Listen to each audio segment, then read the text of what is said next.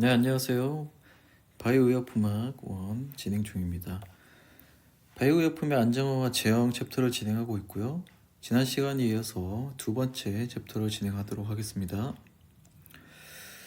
일단은 지난 시간에도 언급을 했지만 유전공학이 발달하고 생명공학 기술이 발달하면서 우리가 제조합 단백질이나 단위클론 항체 등 바이오의약품, 즉 단백질 기반의 의약품이 증가하게 되었고, 이 분야에 대해서 특성을 분석하거나 안정성, 이펙트라든지 아니면 사이드 이펙트 같은 다양한 분야를 연구하는 곳에 관심도가 많이 증가했고요.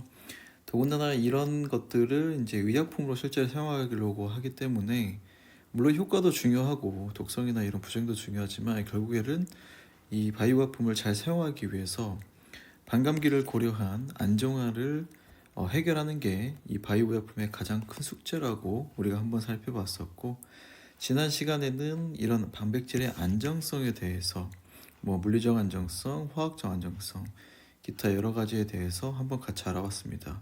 특별히 이제 중요했던 것은 여러 가지 안정성 이슈도 있지만 이제 마지막에 이제 그런 섬유화에 대해서 우리가 연구에 대해서 좀 같이 알아봤죠. 예를 들면 퇴행성 뇌질환에 관련된 피블 형성, 예를 들면 베타 아밀로이드 같은 것들이 형성됨으로써 결국 클라크 형성하는데, 이런 현상들에 의해서 단백질이 변성이 일어나고 그래서 실제 기능을 악화시켜서 면역 원성이 되고, 그에 따라서 면역 반응으로서 퇴행성 뇌질환이 발생할 수 있다. 그래서 이것들을 치료하는데 굉장히 중요한 타겟이다라는 것까지 한번 알아봤던 것 같습니다.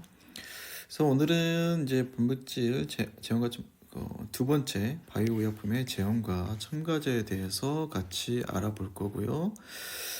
바이오의약품의 특성과 제형 설계를 하기 위해서 먼저 우리가 알아볼 것은 바이오의약품에 대한 것입니다.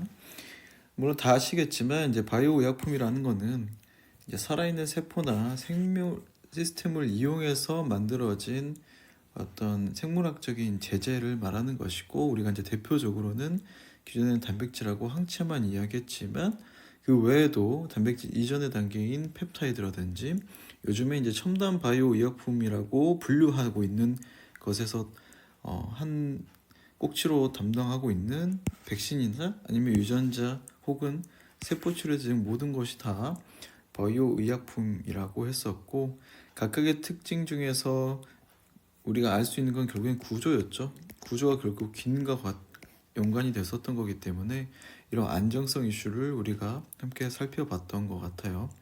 그렇기 때문에 바이오 의약품은 결국 안정성을 초점을 두고 연구를 진행할 수밖에 없고, 여기에 직관되는 게 제형 설계가 됩니다.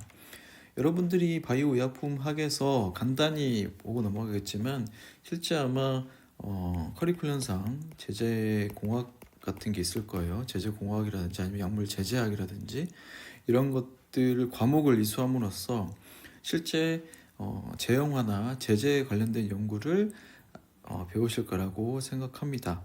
이제 그 부분에서는 이제 바이오 의약품뿐만 아니라 화학 신약들, 화학물 질들과 또 연계시켜 가지고 좀 더 넓은 포괄적으로 제형을 연구할 것이고, 지금 이 과목에서는 이제 바이오약품에 한해서 특성이 연결진 제형 설계에 대해서 한번 알아보는 시간을 갖겠습니다.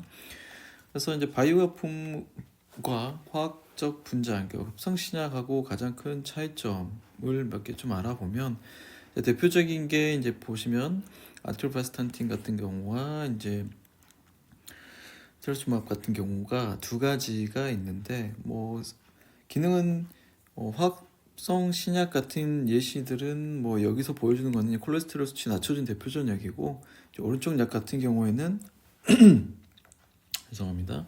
허셉틴이죠. 이제 상호명 허셉틴 같은 경우인데 대표적인 유망한 치료제로서 허투 파지티브 호르몬 치료제입니다. 아무튼 이제 이런 호르몬 리셉터 메디에이티드한 항체 의약품으로 알려져 있는데, 특이점은 두 가지죠. 결국에는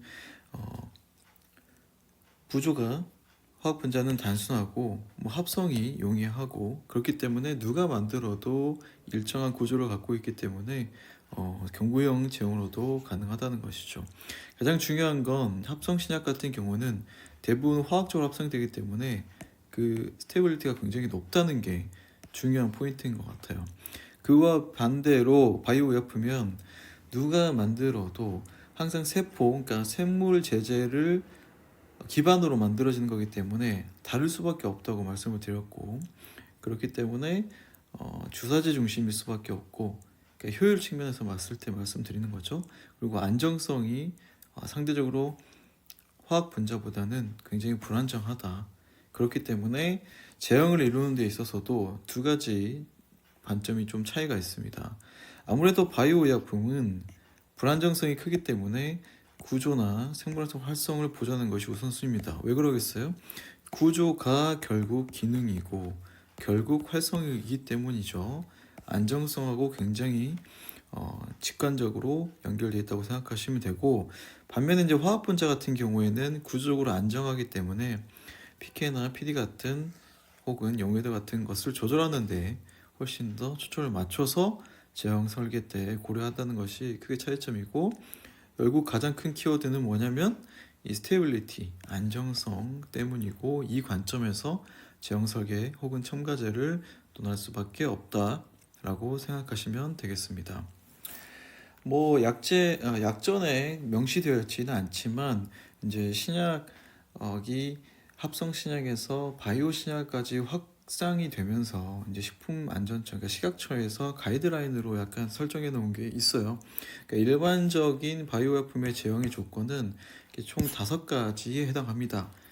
그러니까 권장사항이죠. 그래서 최소 1년 이상 보관이 가능해야 되는데, 사실 이제 그 보관 가능은 보관 조건에 따라서 영향을 받습니다. 예를 들면 가장 좋은 거는 RT이죠.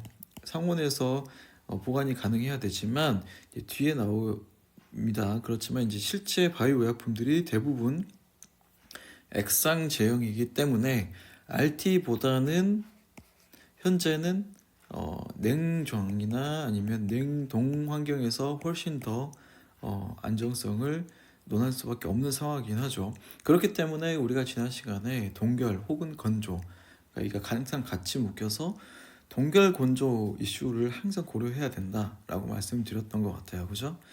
그 다음에 이제 두 번째가 임상기관, 그러니까 실제 적용하는 기관에서 착용에 표현해야 되고, 결국엔 이제 환자의 복용 편의성에 해당이 된다고 생각하시면 됩니다. 그리고 네 번째는 안전성입니다. 안정성과 스테이빌리티와 이제 톡시티 같은 거, 근데 컴패터빌리티하고는 좀 다른 얘기죠. 당연히 독성 이슈가 없어야 되는 거는 화학 신약도 마찬가지고 바이오약품도 동일한 이유입니다. 그리고 이제 규제 당국에서 승인한 첨가제만 활용해야 된다. 그러니까 제형에는 여러 가지 요소가 있잖아요. API가 있고 부영제가 같이 들어가야만 제형이 되기 때문에 이 API 자체는 뭐 단백질 의약품, 항체 의약품 여러 가지가 될 수 있겠지만, 이 부영제에 해당하는 거, 첨가제가 쓰이는데, 규제 당국이라고 했으니까 해당 국마다 다르겠죠. 뭐 우리나라라든지 미국이라든지 유럽 혹은 일본 등에 대해서 각 국에서 승인한 첨가제만 활용해야 된다. 근데 통상적으로는 FDA 승인된 첨가제만 쓰는 게 일반적이라고 생각하시면 됩니다. 그래서 이제 식약처에서 공고하는 일반적인 제형 조건은 이렇게 5가지가 된다는 것을 같이 살펴보았습니다. 하지만 이제 좀 더 중요한 게 이런 제형 설계 시 고려 사항이죠. 결국에는 안정성에 관련된 것들은 우리가 같이 지난 시간에 봤어요.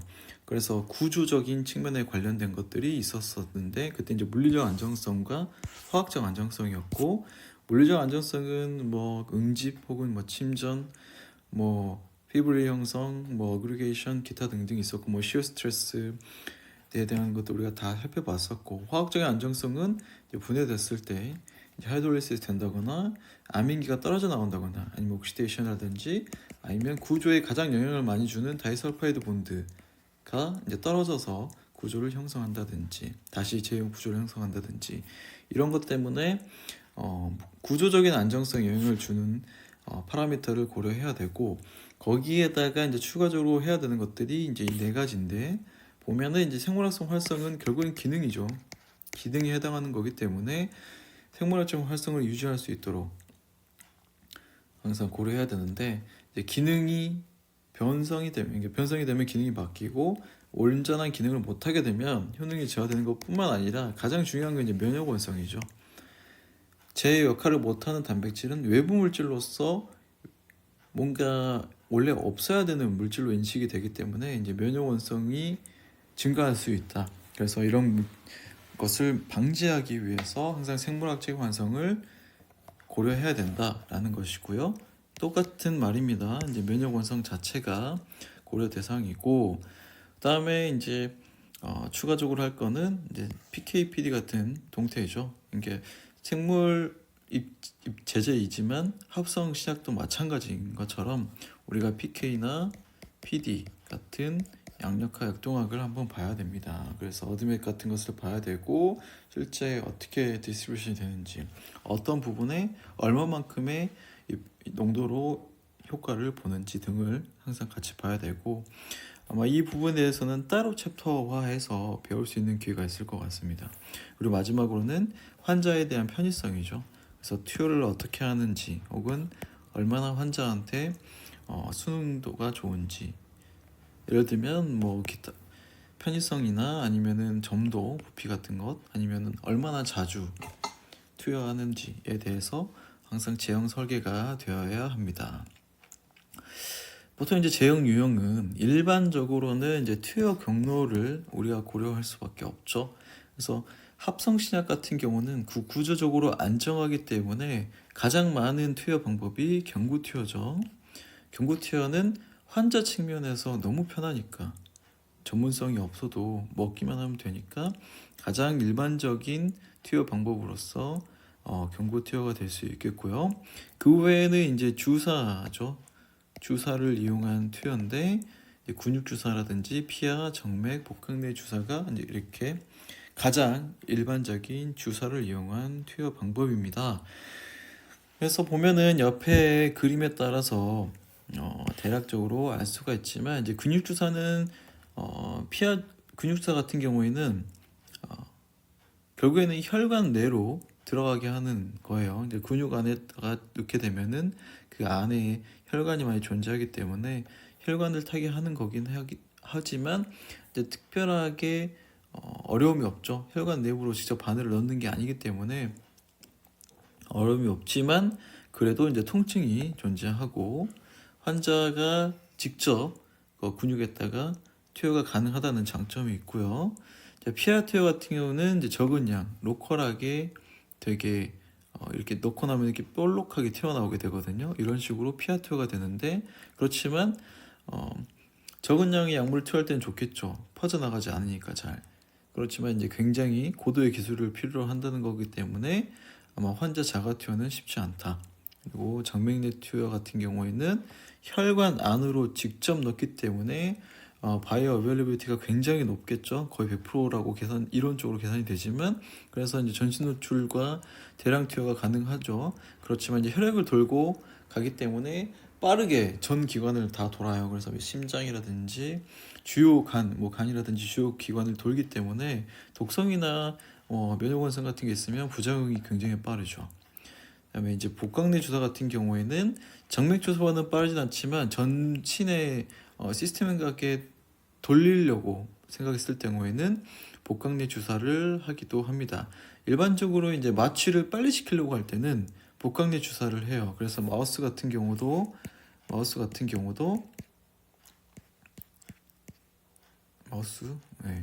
여기에 복강에다가 주사를 넣으면 순식간에 마취가 됩니다. 그리고 일부 혈관을 되게 찾기 어렵거나, 예를 들어서 혈관이 되게 줄어드는 어떤 모델을 이용한 치료제 개발을 할 때에는 혈관에다가 직접 넣지 못하고 복강내 주사로 합니다.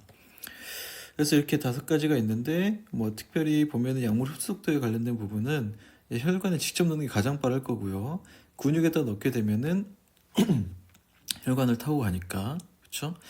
그 다음에 이제 피와 핀의 경구 형태로 흡수 속도가 정해집니다. 그래서 이런 투여 경로를 고려해서 제형을 항상 생각을 해야 된다는 거고요. 주요 통로에 이제 기타 경로가 있어요. 그래서 보면은 대표적인 게 세 가지인데, 안과형 같은 경우에는 실제 이제 눈에다가 직접 집어넣습니다. 눈에 집어넣는데 일반적으로 이제 옆에 보면은 그림이 있는데요. 눈에다가 집어넣을 때 여러 가지 루트가 있지만 크게 이제 두 가지라고 생각하시면 됩니다. 첫 번째는 유리체 안에다가 직접 넣는 인트라비트리얼이라고 해가지고, 여기도 이제 IV이긴 한데 인트라비트리얼 같은 경우에 조금 양을 많이 넣을 수가 있고, 실제로 이제 망막 같은 걸 치료할 때 유리체 안에다가 유리체 내에다가 투여하는 경우가 있고요. 실제로 이제 뭐 신경이나 유리체 외 부분에 대한 부분을 치료하기 위해서는 이제 서브네티널 해가지고 SR 인젝션을 합니다. 그런데 보시면 알겠지만 이 부분에 너무 조금 들어가는 거거든요. 심지어 이제 나노리터 정도, 뭐 서브 마이크로리터가 되기 때문에 굉장히 농축되고 작은 양의 약물이 들어가야 돼서 실제로 사용하는 실린지도 다른 겁니다. 그래서 굉장히 작은 실린지를 이용하고 비고가예요. 어찌됐든 이런 안과용은 이제 치료 목적에 따라서 인트라비트리얼 혹은 서브레티날로 투여하는 방법이 있고요. 투여 같은 폐 투여 같은 경우는 이제 보통 폐에다가 직접 넣어주려고 하는 거기 때문에 폐에 물이 차면 안 되니까, 예를 들면 그러니까 액상 제제는 안 되고 이런 스프레이 형태나 뭐 가루 형태도 될 수 있겠죠. 가루 형태는 좀 잘못된 예가 이제 마약 같은 경우이고요. 실제 이제 스프레이나 천식 같은 것을 예방하기 위해서 네뷸라이저 같은 것도 코에다가 해가지고 할 수도 있고요. 근데 이제 어쨌든 뭐 여담이긴 하지만 최근에 이제 젊은 사람들이 폐에 암을 많이 걸리게 되는데, 옛날 같은 경우에는 폐암 치료가 그래도 어느 정도 조기 발견이 되기만 하면 치료 확률이 높았었는데, 지금은 폐암이 조기 발견이 되게 힘들다고 해요. 그 차이가 뭐냐면 결국 이제 그런 타르라든지 되게 안 좋은 성분들이 담배를 통해서 많이 들어가는데, 이제 담배에 한정돼서 폐암을 언급하자면, 옛날 같은 연초를 폈을 때는 이제 필터를 거쳐서 들어가는 그 입자들이 실제로 이제 되게 컸기 때문에 실제 이런 직접적으로 폐의 피노타입이 빨리 보이게 되는데, 요즘에 이제 전자담배 같이 액상 형태로 시작을 해서 굉장히 밀입자 형태로 흡연을 하는 젊은 층들이 많이 증가해서, 이 밀입자들은 이 진짜 저 안쪽에 되게 소세포체까지 가거든요. 그래서 이런 부분까지 가다 보니 발견이 늦다라는 겁니다. 그래서 실제 호흡기 관련된 의사분들이 나중에 젊은 사람들이 폐암이 발견되는 경우가 치료가 많이 어려운 스테이지에서 오는 경우가 많은데, 그게 이제 뭐 딱 맞진 않지만 이 전담 때문이라는 거. 그래서 이제 전자담배가 괜찮다고 인지를 잘못하고 계신 분도 계신데, 오히려 폐암에서는 전자담배가 더 위험하다는 연구가 조금씩 있으니까 혹시라도 참고하시기를 바랍니다. 그리고 이제 마지막으로는 이식형이 있어요. 이식형 같은 경우에는 최신 기술이죠. 제가 아마 수업 시간에 한번 언급을 했던 적도 있었을 수 있는데, 이런 칩 같은 형태입니다. 그러니까 튜머나 실제 이제 조직 타겟 부위에 칩을 이렇게 이식을 하는 경우가 있죠. 그래서 실제 외부 스티뮬리에 의해서 약물이 방출되게끔 하는, 그래서 실제 이제 타겟 부위에 전달하기 어려운 물질들을 전달해주는 그런 이식형이 있고, 이제 뭐 패치 같은 것도 있습니다. 마이크로니들, 이윤석 교수님이 하시는 마이크로니들 같은 경우도 피부에다가 붙여서 피하 투여가 가능하게끔 하는 경우가 있죠. 그리고 이제 비강 투여는 뭐 네뷸라이저 같은 경우도 해당되는데, 약간 이제 폐 투여와 조금 물리는 부분도 있지만, 이제 비강 투여의 가장 좋은 점은 이렇게 해서 코에다가 넣게 되면, 사실 이제 폐로 가는 경우는 이렇게 가지만 비강 투여하면 이쪽 주머니가 있어요. 그래서 주머니를 통해서 뇌로 갑니다. 바로 그런 경우가 좀 있어가지고, 비강 투여는 뇌 질환에 이용하는 방법일 수도 있습니다. 그래서 이런 투여 경로가 앞에서 보셨듯이 이제 주로 메이저한 투여 경로가 있었고, 이제 최근에는 안과용 이제 폐투여 아니면 비강 피부 이식형 등 다양한 투여 경로가 있다는 거, 그리고 각 투여 경로마다 이제 고려해야 되는 제형 형태가, 이제 경구 투여 같은 경우는 당연히 액상도 가능하지만 주로 이제 밀입자나 혹은 이제 고체 제형이 펠릿이나 뭐 정이나 여러 가지 캡슐 형태가 될 수도 있겠고, 그렇지만 이제 IV나 IP 같은 경우에는 빠른 흡수를 고려해야 되기 때문에 무조건 이제 액상 형태가 돼야 되고, 점도 같은 경우에도 낮아야겠죠. 혈관을 타고 쭉쭉쭉 돌아야 되기 때문에 이제 피하 투여나 근육 같은 경우에는 투여 양 자체가 적기 때문에 고농도일 필요가 있어요. 그렇지만 농도가 높아지다 보면은 점도가 높아지거나 아니면 통증을 유발할 수 있어요. 이런 통증은 주로 삼투압에 의해서 많이 나타나기도 하는데, 당연히 농도이니까 삼투압 연관성이 있겠죠. 그래서 이런 내용은 뒤에서 한번 더 다뤄보도록 하겠습니다. 그래서 이제 투여 경로에 따라서 알아봤고, 이제 제형 유형은 앞에서 살짝 봤지만 이제 또 조금 더 전문적으로 정리를 하자면, 이제 액상 제제가 있고요. 이제 동결건조 제제, 이제 또 나오죠. 동결건조 제제가 나오고, 이제 서방형 제제가 나옵니다. 이제 디파트 형태가 나오고, 그다음에 이제 특수 전달하게 해가지고 나노 기술을 이용하는 방법들이 하나가 속해 돼 있어요. 그래서 이제 서방형 같은 경우에는 아마 이제 약학 개론이나 이런 시간에 한번 약물 전달 시스템 같은데 한번 나왔었겠지만, 일반적으로 약물이 들어가서 농도가 하이 찍었다가 여기가 이제 이펙트 농도라고 했을 때, 역가라고 했을 때 일반적으로는 한번 찍고 빨리 감소가 되죠. 그렇지만 이제 방출 서방형 같은 경우에는 서스테인 릴리즈였죠. 그래서 훨씬 더 오랫동안 방출을 유도하는 것이고, 컨트롤 릴리즈 같은 경우에는 역가를 계속해서 유지하게끔 하는 거, 그게 이제 컨트롤 릴리즈와 서방형의 차이점이었던 것 기억하실 겁니다. 이제 익스텐디드 릴리즈 같은 경우에는 역가가 있고 계속해서 역가 이후로 이렇게 올라가는 농도를 유지해 주는 게 익스텐디드 릴리즈였죠. 그다음에 여기서 보면은 서방형의 하나의 용어가 등장하는데, 이제 디팟 이펙트가 있습니다. 디팟 같은 경우에는 어떻게 보면은 서스테인 릴리즈나 아니면은 컨트롤 릴리즈하고 같아요. 근데 뭐 지속 방출 효과라는 명칭이 있습니다. 이제 식약처 같은데 뭐 약전에도 딱 정해지는 용어인데, 디팟 요거가 어떻게 직관적으로 보면은 저장소라는 의미요. 아니면 뭐 항아리 혹은 뭐 단지 뭐 이렇게 돼 있는데, 그냥 모아가지고 오랫동안 머물게 해서 처제 방출되게 한 것을 말합니다. 동결 제제 같은 경우에는 우리가 한번 봤죠. 제 연구로 또 소개를 시켜드렸고, 동결시키고 또 건조시키는 데 있어서 그 API 단백질 같은 의약품들을 구조적으로 안정성을 확보하기 위해서 넣어주는 제제들이 반드시 필요하다 그랬고, 뒷부분에 한번 우리가 같이 더 알아보겠습니다. 자, 하나씩 볼게요. 뭐 액상 제제, 동결고 제제, 서방형 제제 이렇게 있을 거고, 각각 특징에 대해서 한번 보겠습니다. 그래서 액상 제제 같은 경우에는 굉장히 익숙하죠. 이제 구조적으로 봤을 때 굉장히 익숙한 제형이고, 우리가 실제로 코비드-19 팬데믹 때 뭐 핵산 백신 혹은 뭐 제조약 단백질 같은 것을 맞았을 때에도 액상으로 맞았기 때문에 가장 익숙하고 제조하기도 쉬워요. 그리고 이제 단백질이 항상 물의 수용액 상태에 존재하는 확률이 크기 때문에 이런 액상 제형이 자연 상태에, 즉 단백질 구조를 이니셜한 구조를 계속해서 유지할 수 있도록 하는 형태가 되겠고, 장점은 그렇기 때문에 이제 구조적으로 단순하고 또 제조 공정이 단순할 수밖에 없죠. 그리고 이제 사용하기도 편리하죠. 그렇지만 이제 재구성 혹은 용해 과정이 불필요하다는 것도 장점이 될 수 있죠. 여기서 재구성이라고 하는 거는 예를 들면은 페이지가 달라지는 거예요. 뒤에서 이제 고체 같은 경우 있겠지만, 실제로 이제 액상 제형을 쓰기 위해서는 그냥 액상으로 계속 만들면 되잖아요. 뭐 고체였다가 액상으로 다시 만들 필요도 없고, 액상을 다른 형태로 만들 필요도 없기 때문에 오사용 위험이 이제 감소된다는 장점이 있죠.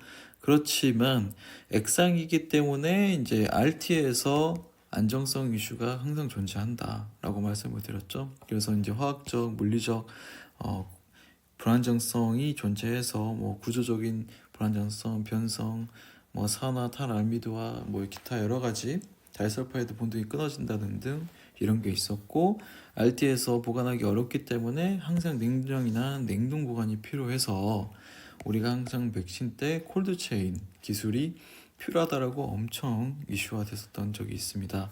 그리고 중요했던 거는 이제 응집이나 변성에 취약하다라고 말씀을 드렸던 것 같아요. 그래서 이런 액상지향은 기본 구성이 이렇게 6가지가 되어 있는데, 이제 가장 쉽게 볼 수 있는 게 우리가 몇 번 이야기하고 있지만 이제 핵산 백신 같은 거예요. 그래서 핵산 백신의 구성을 보면은 딱 알거든요. 유효 성분이 있었고, 그렇죠? 그다음에 이제 용매가 존재하고 그 안에 뭐 버퍼 시스템 등장하지 여러 가지 계면학생제 같은 여러 가지가 들어가는 게 우리가 맞았던 백신 시스템이었습니다. 그래서 보면은 유효 성분은 이제 API에 해당이 되겠죠. 뭐 핵산, 단백질, 펩타이드, 안티바디 뭐 여러 가지가 될 수 있겠고, 용매는 이제 주사용수라고 해가지고 이제 waterfall infection injection이라고 생각하시면 됩니다.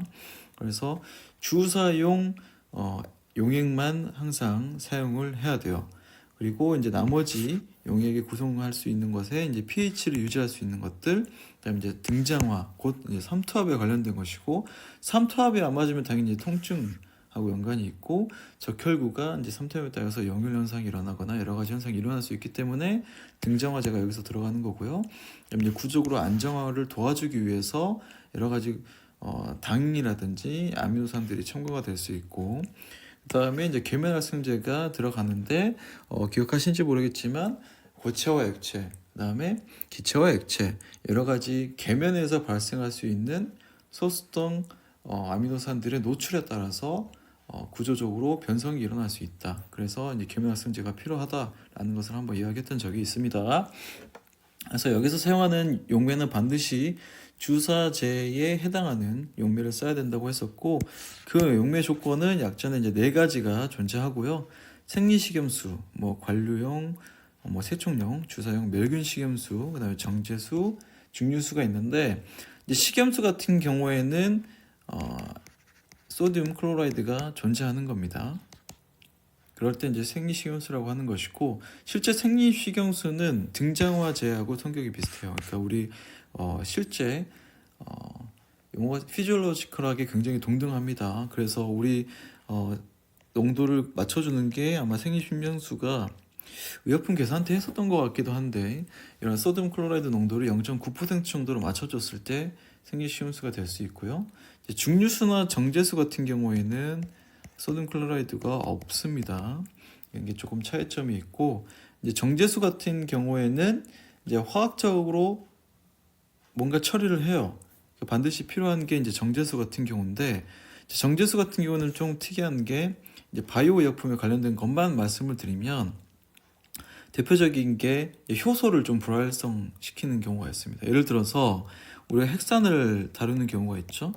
핵산을 다루면은 이제 뉴클레이즈 엑시드니까 뉴클레이즈 프리워터가 있어요. 보통 우리가 NFW라고 표시하는데, 그래서 핵산들을 분해시키지 않도록 하기 위해서 이제 뉴클레이즈를 제거한 NFW라는 정제수가 있고, 또는 이 뉴클레이즈의 활성을 억제하는 물질인 DPC라는 물질이 있습니다. 얘가 이제 트릿이 되면 이런 뉴클레이즈들을 약간 억제하는 게 있어요. 그러니까 완전히 제거하는 것도 있고 억제하는 것도 있는데, 이렇게 2가지가 대표적인 정제수가 될 수가 있고, 실제로 이런 뭐 PCR 할 때도 쓰이고요. 그다음에 뭐 다양한 핵산을 다룬다거나 뭐 유전자 과학 연구를 한다거나 어세이를 한다거나 이럴 때 항상 동봉 키트 혹은 실제 실험할 때 쓰는 것이 뉴클레이즈 프리워터 아니면 DPC 트리티 워터를 쓰셔야만 합니다. 그리고 이제 정제수를 한번 가열해요. 가열해가지고 그 수증기가 모이고 이걸 냉각시키면서 또 한번 필터링을 걸르면, 그렇죠?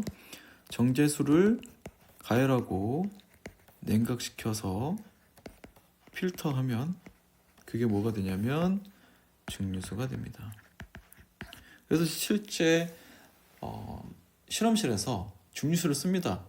증류수를 쓰는데 일반적으로 연구실에서 수돗물을 틀 때 꼭지가 두 종류가 있어요. 게스트에 보면은 이렇게 게스트에 보면 수도 꼭지가 이렇게 하나 있고 뭐 두 개가 보통 있습니다. 이렇게. 아니면 하나는 수돗물이에요. 수돗물이고 하나는 보통 1차 증류수입니다. 그러니까 증류를 한 번 한 것이고요. 그다음에 실제로 많이 쓰는 증류수는 1차 증류수는 그냥 간단히 세척할 때나 보통 쓰는 것이고 3차 증류수를 씁니다. 3차 증류수는 이제 3번 필터링을 거쳐서 쓰는 3차 증류수고 가장 까다로운 연구실에서는 이 3차 증류수를 또 한 번 멸균시켜요. 그래서 이제 멸균 시켜가지고 쓰는 뭐 정말 다이오나이즈드 뭐 디스틸드 워터를 해가지고 아마 DDW라고 많이 들어보셨을 수도 있습니다. 혹은 3차 DDW라고 쓰기도 해요. 이렇게 용매 종류가 크게 4가지가 있다는 거 한번 같이 살펴봤습니다. 그다음에 이제 액상 제형에서 고려해야 할 사항이 이제 pH인데 사실 이제 pH가 먼저 나온 거가 이유가 있죠. pH는 정말 중요합니다. 앞의 시간에서 우리가 pH를 좀 보긴 했을 거예요. 가장 먼저 최적화해야 되는 파라미터라고 합니다. 결국 안정성에 관련된 거고 그 이유는 뭐였어요? pH가 변화하면 프로테인마다 그러니까 단백질에 한정돼서 우리가 그 바이오 의약품학을 공부하고 있지만 단백질은 여러 가지 아미노산에 대해서 구성이 달라질 수밖에 없고 아미노산은 각각의 작용기가 형성되어 있고 작용기는 결국 pH에 따라서 전하량이 달라지고 그래서 단백질마다 뭘 갖고 있다 그랬어요? 고유의 PI 값이 존재합니다. 이 PI가 결국 전하와 관련된다는 거죠. 그러면 내 차지가 변할 수밖에 없어요. 그래서 우리가 알아본 게 뭐가 있었죠? pH가 PI보다 크면 무슨 전하? 음전하. 반대면 양전하. 굉장히 중요합니다. 이 개념들이 정말 중요하고 이런 거에 따라서 응집 현상이 달라져요.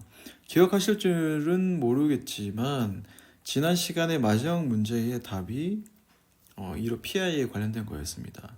PI에 관련되면 PI의 근처에 가면은 이런 청력들이 풀리게 돼서 인력이 강해지고 이게 소수성 인트로시가 강해지기 때문에 응집 현상이 강해지게 되는 거거든요. 그래서 이제 용해도도 변화하고 이제 화학적 변화 이런 것도 있겠지만 이제 특별히 pH 4나 5에서 가수분해나 이런 화학적인 변화가 일어난다는 것이고 그렇지만 이제 단백질 산화에는 직접적인 영향은 없다. 이게 조금 특이사항인 것 같습니다. 웬만한 이제 pH 변화가 여러 가지의 영향을 주지만 산화에는 영향 주지 않는다. 이제 산화는 화학적인 안정성에 해당되는 내용이었죠. 기억하시면 되겠습니다. 여기 나오네요. 이제 pI 값과 유사한 pH를 피해야 되는 이유. 지난 시간에 마지막 문제 답이 B인가 C인가 아마 기억하실지 모르겠지만 pI 근처에서는 반발력이 최소가 됩니다. 그러니까 인력이 증가하겠죠. 상대적으로. 그래서 소수성 상해종이 우세해서 응집이 증가합니다. 아마 문제는 제가 청력이라고 썼던 것 같아요. 청력 때문이 아니라 이제 반발력이 최소화되는 거죠. 청력이 감소해서 인력이 증가하는 형태가 상대적으로 되고 이제 그게 소수성 상호작용이 우세해지기 때문인 거고 그래서 응집이 증가합니다. 그래서 이제 pI 값과 유사한 pH를 피해야 되는 이유가 여기에 해당이 돼 있고 대표적인 설정은 항체 의약품 같은 경우에는 pH가 5에서 6.5에 해당이 되고요. 효소 제제 같은 경우는 이제 여러 가지 pH를 한번 봐야 됩니다. 활성을 우선성을 할 거냐 아니면 안정성을 우선을 할 거냐 이거에 따라서 타협점을 선택해야 된다. 하지만 항체는 추천되는 범위가 존재한다라는 것을 기억하시면 되고요. 두 번째 제형은 동결건조 제형입니다. 우리가 첫 번째 제형으로 X형 제형을 봤고 두 번째는 동결건조 제형을 봅니다. 동결건조 제형은 이미 이전 시간에도 한번 여러 번 봤어서 겹친 내용이 많겠지만 한번 또 보면 중요한 이유는 결국에는 제가 여러 번 말하지만 안정성이에요. 바이오 의약품이 안정성이 확보가 안 되기 때문에 정말 많은 연구자들이, 기초과학자들이 저를 포함해서도 열심히 연구를 하고 있고, 실제 필드에서 의사 선생님들이 가장 요구를 하는 게 이 동결건조 폼이에요. 다양한 바이오 의약품 API들, 단백질뿐만 아니라 요즘에 뜨는 뭐 세포 치료제 같은 거, 마이토콘드리아라든지 뭐 T세포 이런 것들도 많이 쓰고 싶은데, 이게 보관 이슈가 너무 크리티컬하기 때문에 이 안정성 확보를 위해서는 결국에는 고체 상태로 보관하고 다시 재구성, 아까 나왔었죠.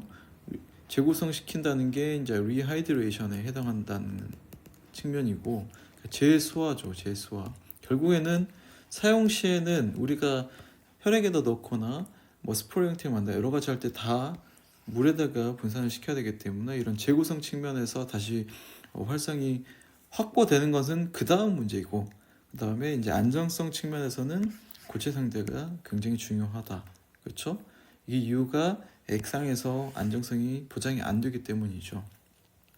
그래서 실온에서 장기간 보관될 수 있는, 실온에서 장기간 안정성을 확보할 수 있는 고체 상태의, 즉 동결건조 기술이 정말 중요하다, 필요하다라고 제가 여러 번 강조했던 것 같습니다.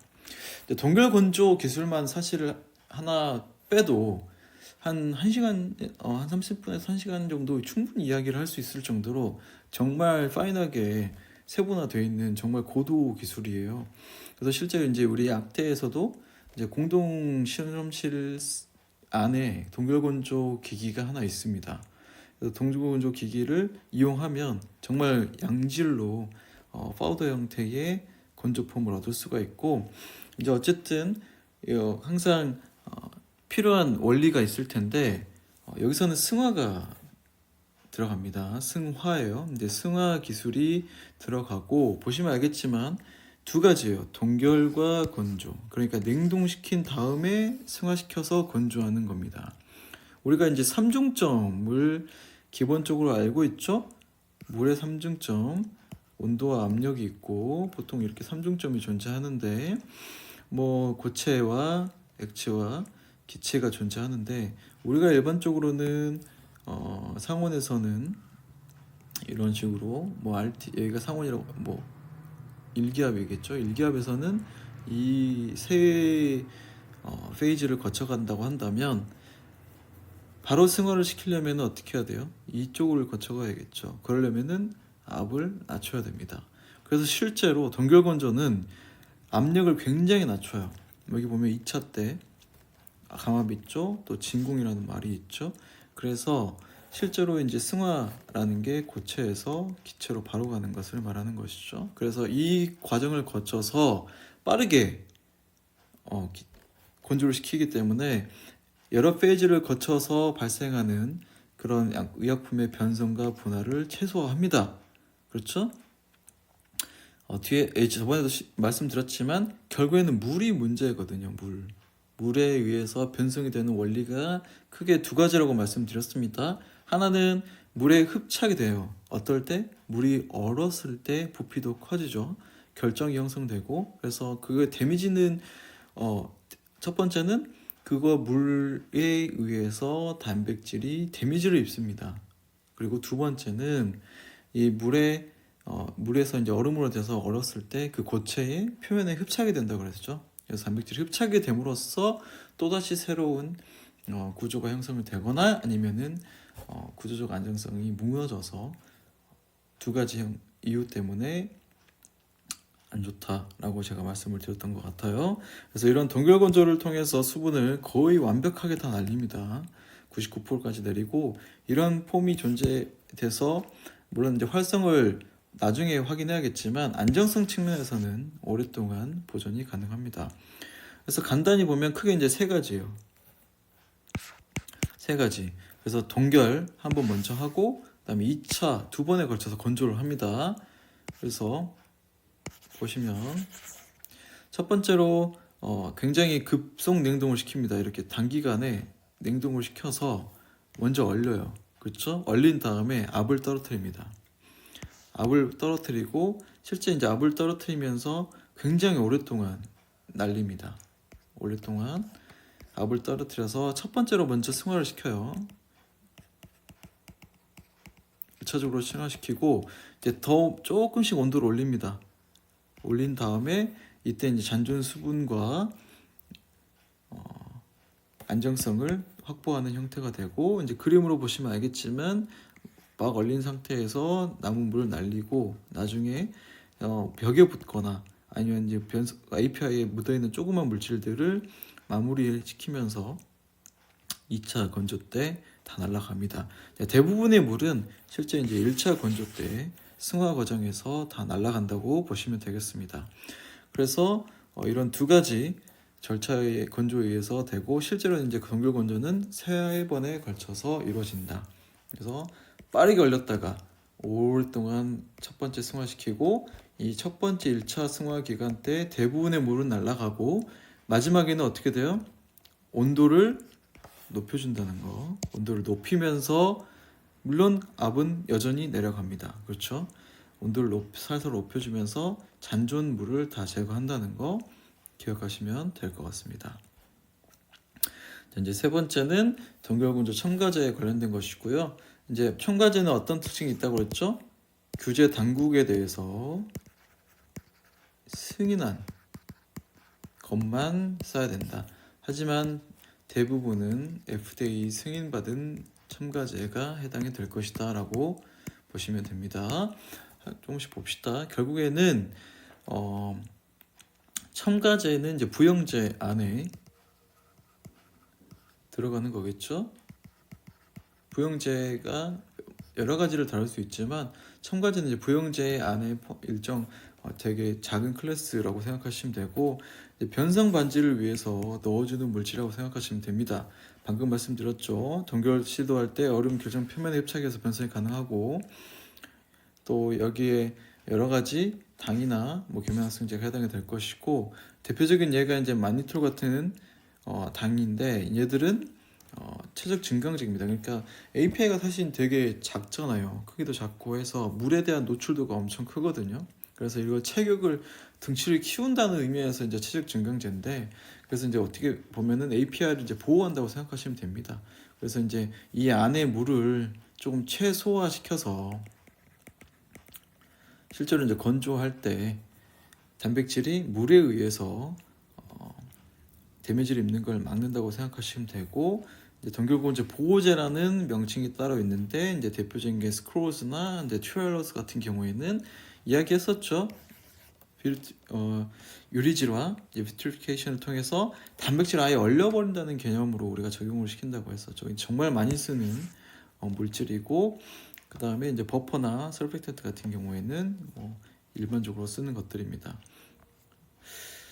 이런 동결건조 첨가제를 쓰게 되면은 오랫동안 안정성을 확보했다 할 수 있다는 것이고, 상온에서 안정하니까 결국에는 파우더, 즉 고체잖아요. 그래서 높은 열 안정성 혹은 pH의 안정성, 이는 당연한 것이고, 그렇지만 제조 공정, 비용 증가. 왜냐하면 아까 말했지만 이 파우더를 만들기 위해서 어떻게 했어요? 1차 동결, 1차 건조, 2차 건조, 최소 3차에 걸친 진행이 일어나는데, 기기가 되게 비쌉니다. 그리고 정말 다량의 양을 프로덕트를 얻으려고 하면은 기기도 커야겠죠. 그래서 이제 이런 프로세스라든지 아니면 거기에 따른 이런 기기들이 존재하기 때문에 되게 비용 자체가 좀 비싸기도 하고, 당연히 점점 순도를 더 높일수록 이 공정이라든지 비용은 조금 더 복잡해지고 비싸지겠죠. 그 다음에 중요한 게 이겁니다. 재구성. 재구성 단어는 너무 중요해요. 재구성이 뭐라고 제가 말씀드렸죠? 리하이드레이션. 그러니까 결국에는 안정성 측면으로만 계속 생각하면 그렇게 동결건조하는 게 너무 중요한데, 결국 쓸 때는 어떻게 해요? 우리가 이네일레이션 하든 주사 투여를 하든 결국에는 물에 녹아서 워킹을 해야 되잖아요. 하다 못해 경구형 제조로 만들더라도 안에 들어가서는 결국 혈액에 노출이 돼야 되는 형태가 되어야 하기 때문에 동결이지만 액상형으로 존재를 해야 돼요. 그러니까 워킹 마지막에 액티비티를 가질 때는 다시 물에 분산이 돼야 되는데 그걸 이제 리하이드레이션이라고 합니다. 그래서 테스트를 합니다. 동결건조제를 만든 다음에 다시 물에다 분산시켜요. 그래서 똑같이 해보는 겁니다. 주사제를 하든 세포에 처리하든. 그래서 어느 정도 활성이 그냥 액상이었을 때, 그다음에 재구성을 시켰을 때 액티비티가 비슷하냐, 오차 범위 내에 있냐, 그 역할을 확인하는데 회복이 일단 어려워요. 왜냐면 기껏 이제 파우더 형태로 만들어 놨지만 그 과정에서 구조가 조금은 변할 수도 있고, 아까 제가 계속 말씀드렸던 물에 의한 공격에 의해서 자유로울 수가 없어요. 아무래도 그렇기 때문에 이런 역과 회복의 어려움이 존재합니다. 그리고 이제 구성 후 유통기한이 짧음. 당연하겠죠. 구성하는 순간 어떻게 돼요? 액상 제정이 되죠. 액상 제제. 그러니까 유통기한이 짧을 수밖에 없어요. 빨리 써야 돼요. 액상 제제이기 때문에. 자, 방출 제어의 종류에 따라서 나오는데 이제 같이 봤죠. 앞에 이제 서스테인 릴리즈, 뭐 컨트롤 릴리즈, 익스텐드 릴리즈라고 앞에 봤었고, 뭐 이 내용 같지만 익스텐드 릴리즈 같은 경우에는 역할을 계속 증가하는 형태가 되기 때문에 대표적인 기술이 LBL이고, 뭐 MIT의 폴라 해몬드 교수가 가장 많이 쓰고 유명한 교수고, 이 층마다 LBL이니까 레이어 바이오이니까 이렇게 층을 항상 존재를 시켜놓고 이 사이사이에다 약물을 넣어놓으니까 한 겹 한 겹 벗겨질 때마다 한 겹 벗겨짐을 따라 증가하고 벗겨지면 증가하고 벗겨지면 증가하고 이런 식으로 계속해서 역가가 증가하는 형태가 LBL이고, 이걸 우리가 ER 기술이라고 한다라는 게 이제 여기서 특별히 더 말씀드린 내용인 것 같습니다. 그 외에는 앞에 제가 언급을 했던 내용과 크게 차이가 없고, 이제 서방형 제제, 컨트롤 리지나 SR 같은 제제 혈중 농도가 중요하고, 보시면은 차이가 있죠. 뭐 정맥주사 했을 땐 당연히 우리가 수업 시간에 했을 듯이 바이어빌리티 F가 100% 거의 되시고 이 차이가 있고, 그 다음에 정맥주사위 같은 경우에는 이렇게 되지만 일반 제한 경우 같은 경우는 쭉 갔다가 이렇게 떨어진다 그랬죠. 그리고 이제 컨트롤 리즈 같은 경우에는 역가까지는 뭐 올라갈 수 있고 뭐 안 올라갈 수도 있겠지만 이제 실제 안정적으로 계속 오랫동안 발현되는 거, 시간 텀에 대해서 중요한 것이고, 특별히 봐야 할 개념 같은 경우에는 실제 치료 농도 범위가 이 두 가지 MTC나 MEC에 의해서 이루어지는 것이고, 농도 측면에서 봤을 때 당연히 많이 넣으면, 유효 물질을 많이 넣으면 효과는 좋겠죠. 쉽게 생각하면. 그렇지만 또 많이 넣으면 독성이 또 발생하기 때문에 독성을 보이지 않는 측면에서 가장 많이 넣을 수 있는 농도를 보통 MTC라고 하고, 효율은 없지만 독성이 가장 낮은 농도가 이제 MEC라고 합니다. 그래서 이 두 차이를 치료 농도 범위라고 우리가 할 수가 있겠네요. 자, 서방형 제제의 특징은 다음과 같습니다. 그래서 항상 중요한 게 장시간이죠. 이 장시간 우리가 일정하게 유지할 수 있다는 게 가장 좋고, 그 다음에 많은 양이 한꺼번에 들어가지 않기 때문에 부작용이나 독성이 상대적으로 감소할 수밖에 없다. 그리고 여러 번 넣지 않아도 되잖아요. 그래서 환자가 일단 덜 불편하고 경제적인 이슈도 마찬가지고 부담감이 적다는 게 있고, 말씀드렸지만 소량만 넣어도, 그러니까 주입량이 적죠. 유효 이펙트 농도가 굉장히 높기 때문에 절대적 약물 사용량이 감소할 수밖에 없다. 그래서 이런 부분들이 다 환자의 수능도에 영향을 주는 거라고 생각하시면 됩니다. 하지만 단점이 있죠. 일단 기술이 들어가기 때문에 가격적으로 비싸고, 약물의 양이 줄어들면 뭐 동태가 달라지겠다, 이거는 뭐 이론적인 내용인 것이고요. 중요한 건 이거죠. 특정 이제 물론 모든 환자들한테 적용이 잘 된다고 이렇게 약물을 개발해서 쓰지만, 특정 환자한테 예를 들어서 급성 독성이나 면역 반응 등 알러지 같은 게 발생하면 제거가 안 된다는 거예요. 예를 들어서 건교형이라든가 방출이 바로 확 되고 사라지면 일정 시간 동안 독성이 있더라도 시간이 지남에 따라서 괜찮을 수 있는데, 이게 계속해서 서스텐드 리정트가 돼버리기 때문에 독성을 발견한 시점 혹은 면역 반응을 발견된 시점이 있다 하더라도 이 약물은 계속해서 방출이 돼버리기 때문에 환자 입장에서는 방법이 없는 거죠. 이 약물을 제거할 수 있는 방법이. 그렇기 때문에 이제 가장 큰 단점이라고 할 수 있겠습니다. 그렇지만 그럼에도 불구하고 환자 입장에서는 정말 이제 절실한 환자 입장에서는 이런 네 가지 형태가 너무 큰 장점인 거죠.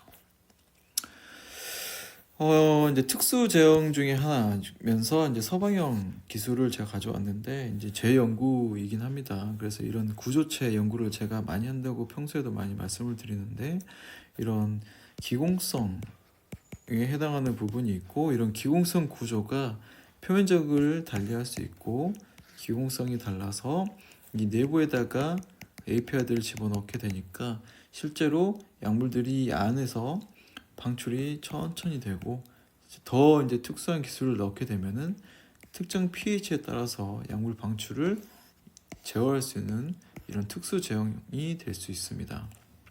이런 나노 입자 기술을 활용해서 할 수 있다라고 생각하시면 되고 LNP 같은 경우에도 아이오나이즈드 리피드를 쓰게 되면은 이제 특정 산성 환경에서 플러스를 띄기 때문에 이 플러스 전하에 의해서 mRNA나 이런 RNA 핵산 같은 것들이 음전하를 띄고 있기 때문에 제형을 잘 만들어요.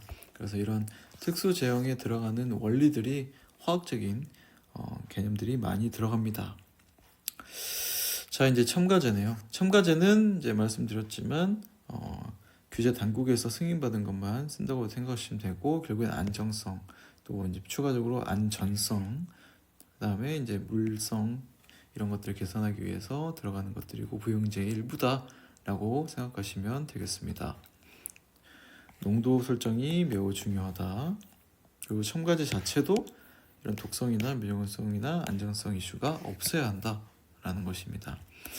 자, 첨가제는 이제 일단 FDA 승인받은 물질들이 많이 있겠지만 그것은 이제 분류할 수 있는 기준들이 딱 이렇게 정해져 있습니다. 그래서 우리 약자에도 나와 있고 그래서 이런 것들을 몇 가지 개념들이 있는데 아마 이제 남은 시간은 이런 첨가제 분류들을 한번 보면서 시간을 보내는 수 있겠습니다. 그래서 이제 버퍼제, 등장화제, 삼투압에 관련되겠죠. 그다음에 이제 안정화제, 그다음에 계마활성제, 솔트, 그다음에 이제 보존제. 그 외에 이제 킬레이트 에이전트라든지 레독스 컨트롤러 같은 것도 있고, 비스코시티 조절하는 것도 있고, 솔로비티를 조절하는 것도 있겠네요. 그래서 하나씩 한번 간단히 알아보겠습니다. 이제 버퍼링 에이전트 같은 경우에는 정말 익숙할 겁니다. 아마 약연체를 해본 친구들이 있을지 모르겠지만 실험실 가면은 뭐가 있죠? 이제 PBS를 많이 씁니다. 이제 포스페이티드 버퍼인데요. 버퍼 솔루션 이제 줄임말이죠. 어쨌든 이제 인산 포스페이트 기반의 버퍼고 가장 많이 쓰는 버퍼고요.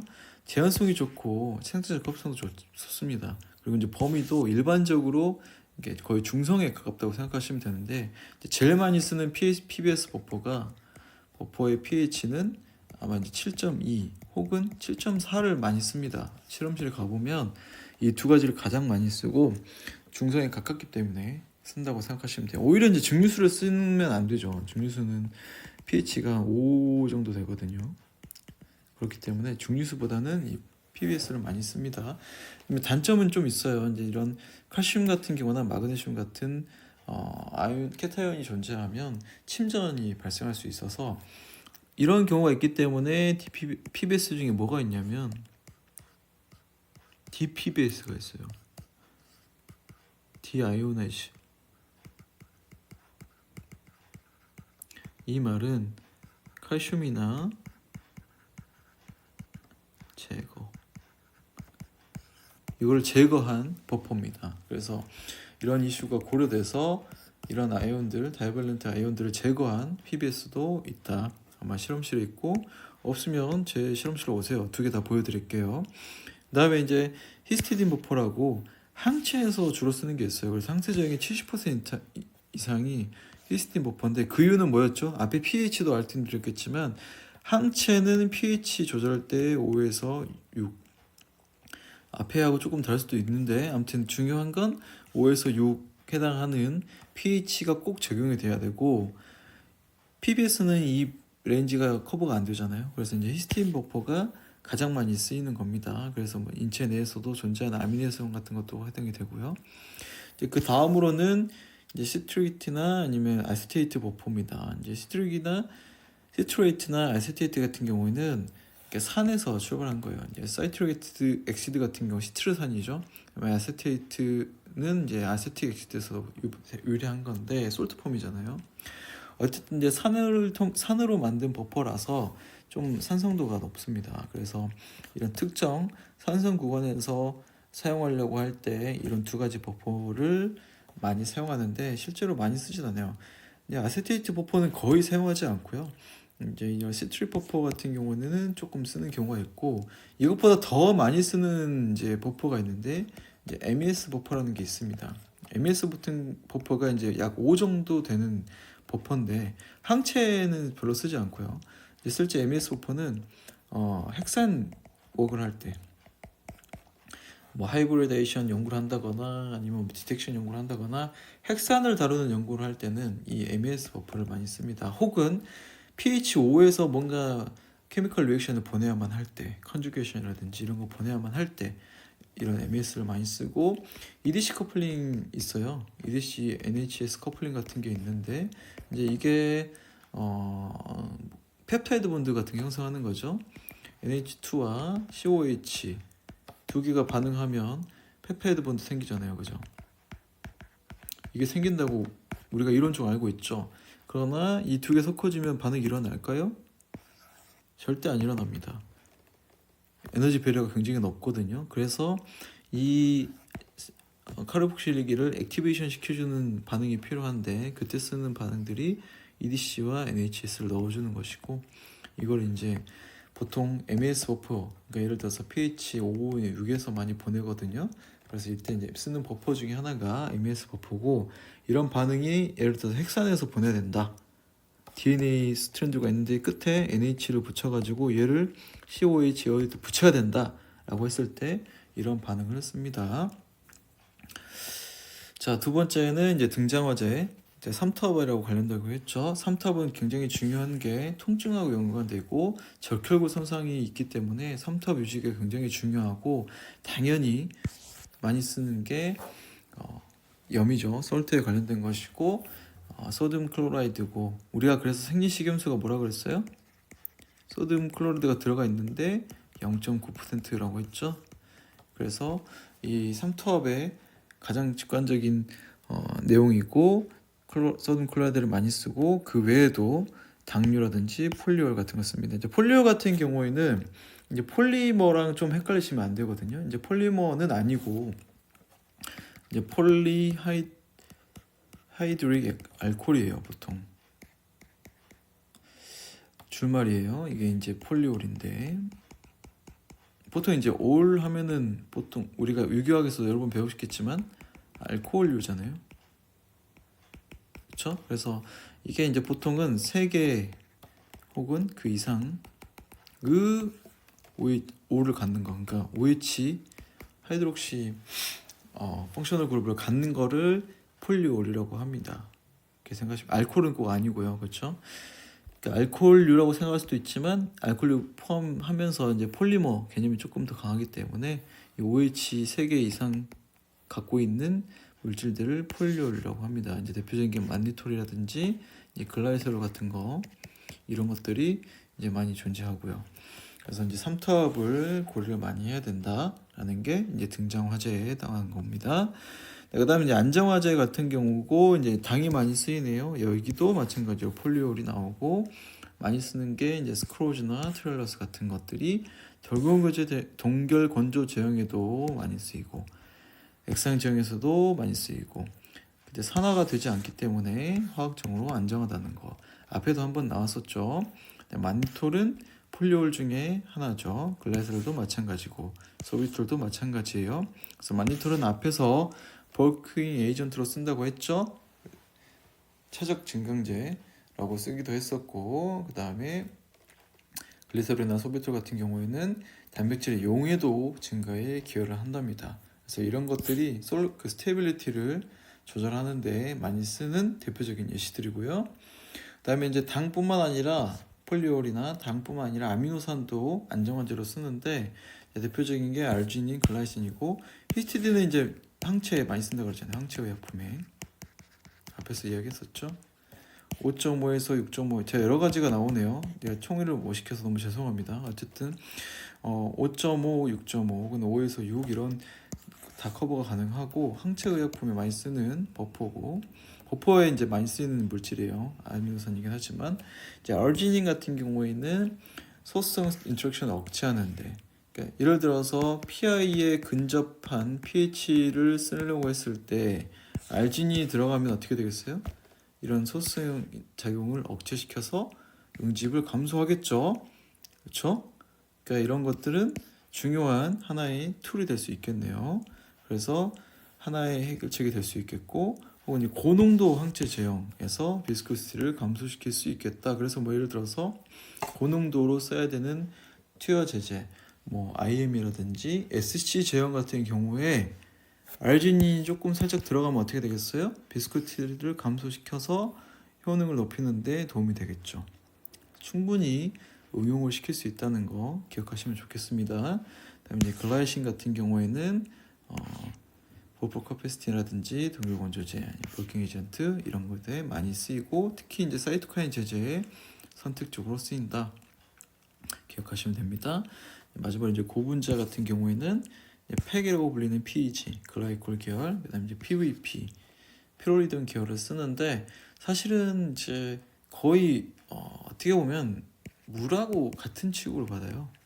실제 생명공학부나 생명과학 하시는 분들은 물 대신에 PEG에다가 분산시켜서 쓰는 분도 계시고요. 이제 PVP를 넣어서 분산도를 높이는 경우도 많습니다.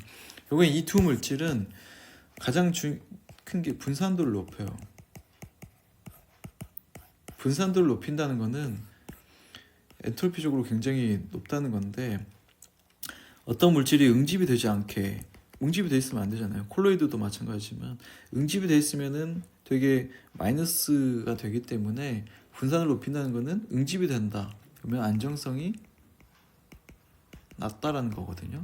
그래서 이 분산도를 높이면 안정성이 높다라는 개념이 일맥상통이 되기 때문에 PEG나 PVP 같은 것들은 이 분산도를 높이기 위해서 많이 사용하는 물질입니다. 그런데 문제는 있어요. 면역 원성이나 축척에 대한 고려가 필요한데 이제 축척은 그렇다 치더라도 PEG는 면역 원성에 굉장히 밀접한 연관성이 있습니다. 왜냐하면 몰랐던 내용이긴 하지만 최근이죠. 코비드 19 때 썼던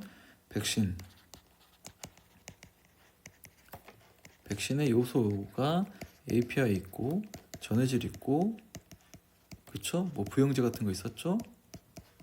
여기에 하나가 뭐였어요? PEG였거든요. PEG가 뭘 일으키는 것 중에 하나였다. 사이토카인 폭풍. 곧 뭐예요? 면역 원성. 이게 연구로 밝혀지면서 이 PEG에 대한 약간 기존의 관점이 많이 바뀌었어요. 그렇기 때문에 이런 PEG 고분자 계열인 PEG가 분산도를 높여서 안정화에는 영향을 주지만 너무 많이 쓰게 되면 면역 원성에 해당되기 때문에 항상 그 농도나 양을 고려를 해야 됩니다. 네 번째는 계면활성제가 되겠네요. 계면활성제는 두 가지나 혹은 그 이상의 계면에서 이루어지는 현상을 막아주는 거죠. 그러니까 이전에 시간에 우리가 봤던 기체와 액체 사이, 고체와 액체 사이 이거는 이제 뚜껑을 열었을 때 해당하는 것이고 이거는 그 용기에 담겨 있는 그 제형에 해당하는 계면이었죠. 거기에서 무슨 일이 난다 그랬어요? 단백질이 계면에서 언폴딩이 되는데 소수성 인터랙션이 다시 구성이 돼서 구조가 바뀜으로써 변성이 된다고 말씀드렸고 결국엔 그 와중에서 또 면역 원성으로 될 수도 있다라고 말씀드렸어요. 단백질 계형은 시어 스트레스도 마찬가지지만 공기, 용기, 펌프와의 개념에서 응지 발생하고 특히 뭐냐 프리필드 주사기 PFS라는 게 있고 이제 이게 너무 중요한 게 뭐냐면 PFS가 어떤 형식이냐면 우리가 기억을 해보면 백신 맞을 때 어떻게 맞았어요? 백신의 제형은 앞에서 봤지만 이렇게 유통은 됩니다. 이게 이제 백신으로 유통이 돼서 이 정도 차 있는데 실린지를 어떻게 써요? 여기다 꼽아가지고 꼽아서 여기 용기를 빼서 쓰지 않습니다. 기존에 여기에 차 있는 물질을 쓰거든요. 미리 준비를 해놓잖아요. 일회용이 아니고 일회용이죠. 죄송합니다. 일회용으로 쓰는데 그렇게 미리 주사기에 약물을 채워넣는 형태로 사용하는 법을 프리필드 주사기라고 합니다. 어쨌든 이렇게 용기에 계속 담아서 뭔가 이런 약제를 API나 제재를 사용하기 때문에 이런 세 가지 형태가 가장 이슈가 될 수 있고, 이런 것을 해결하기 위해서 계면에서 이슈를 막기 위해서 쓰는 게 이제 비오이온성 계면활성제가 될 것이고, 대표적인 게 이제 폴리솔베이트라든지 튠8 같은 거, 이런 류 프록사모 같은 거를 쓴다고 알고 계시면 되겠습니다. 그다음에 이제 솔트 되네요. 다섯 번째 솔트 같은 경우인데, 이제 솔트는 결국에는 안정성에 해당이 돼요. 솔트가 이제 우리가 쉽게 생활 속에서도 많이 접해본 내용인데 용해도의 측면이에요. 방금 pH나 PVP도 마찬가지인데 분산이잖아요. 분산에 해당하는 건데, 이게 이제 솔트가 얼마나 들어가냐에 따라서 특히 이제 단백질은 이 영향을 많이 받거든요. 우리 기억하시는지 모르겠지만 두부 만들 때 어떻게 만들죠? 염석으로 만들잖아요. 염석이 솔트 아웃이에요. 염석이 뭐예요? 친수성 단백질들 많이 뭉쳐있는 이들이 물에 퍼져 있을 때 여기에 솔트를 많이 넣으면 어떻게 돼요? 얘들끼리 다시 뭉치잖아요. 이렇게. 그게 염석이고 이걸 두부 만들 때 쓰잖아요. 그래서 높은 농도일 경우에는 이런 솔팅 아웃에 의해서, 예를 들면 염석 효과에 의해서 용해도가 감소하고, 반대로 또 너무 농도가 낮으면 또 용해도가 증가하는데, 이제 이런 건 엉김이 반대가 되니까 솔팅 인이라는 표현을 씁니다. 그래서 이 두 가지 표현 기억해 주시면 돼요. 염석에 해당하는 건 뭐다? 용해도를 감소시키는 솔팅 아웃이다. 자, 이제 보존제입니다. 보존제 같은 경우에는 어떻게 보면 약간 멸균이나 소독에 좀 관련된 내용들이 많아요. 그래서 보면은 이제 페놀이나 좀 벤질 알코올 크레수 같은 좀 어떻게 보면은 세척력이라든지 소독력이 좀 센데, 이게 어떻게 보면 위험하거든요. 유해 물질이에요. 그래서 독성 이슈가 있습니다. 그래서 특히 어린 친구들 플러스 노인들 같은 경우에는 사용을 제한하거나 주의해야 돼요. 그리고 특히 독성이나 면역 반응을 일으킬 수 있기 때문에 이런 물질들은 사용하는데 최소화하거나 규제가 반드시 명확해야 됩니다. 이렇게 보존제를 알아봤고요. 그다음에 이제 기타 첨가제 세 가지가 있습니다. 킬레이트제, 항산화제, 점도 조절제 이런 게 있고, 킬레이트제 같은 경우에는 이제 대표적인 게 킬레이트 반응이죠. 이제 보통 이제 EDTA가 대표적인 예가 되겠고, 얘는 칼슘 같은 거랑 많이 결합을 해요. 그래서 이제 킬레이트가 금속하고 많이 결합을 하는데, 이제 이런 금속이 필요한 경우에는 실제로 사용되면 안 되죠. 이제 메탈로 프로테인 같은 경우에 단백질이 활성을 보일 때 일정 어떤 특정 금속이 필요한 경우에는 킬레이트를 쓰면 안 되죠. 얘가 트랩을 해버리니까. 그렇지만 이물질이라든지 원치 않은 금속을 제거하기 위해서는 킬레이트제가 들어간다 라고 생각하시면 됩니다. 그러니까 금속이온이 활성이 필수인 단백질에는 불과하지만 그 외적으로 금속들을 제거하려는 목적에서 킬레이트제를 많이 쓴다라고 생각하시면 됩니다. 항산화제는 이제 용액 내 산화 스트레스를 줄이기 위해서 쓰는 물질들이고요. 대표적인 게 이제 아스코빅 액시드, 이제 비타민 구성의 하나죠. 그다음에 이제 글루타티온 같은 경우도 항산화제에 해당이 됩니다. 네, 그다음에 이제 점도 조절제 같은 경우에는 비스코시티죠. 이제 비스코시티가 아까 알지닌 같은 것도 이름이 이제 여기저기 들리긴 하는데 어떻게 이제 분류에 따라서 달라지는 거지만 대표적인 게 알지닌이었죠. 왜 알지닌을 계속 강조해요?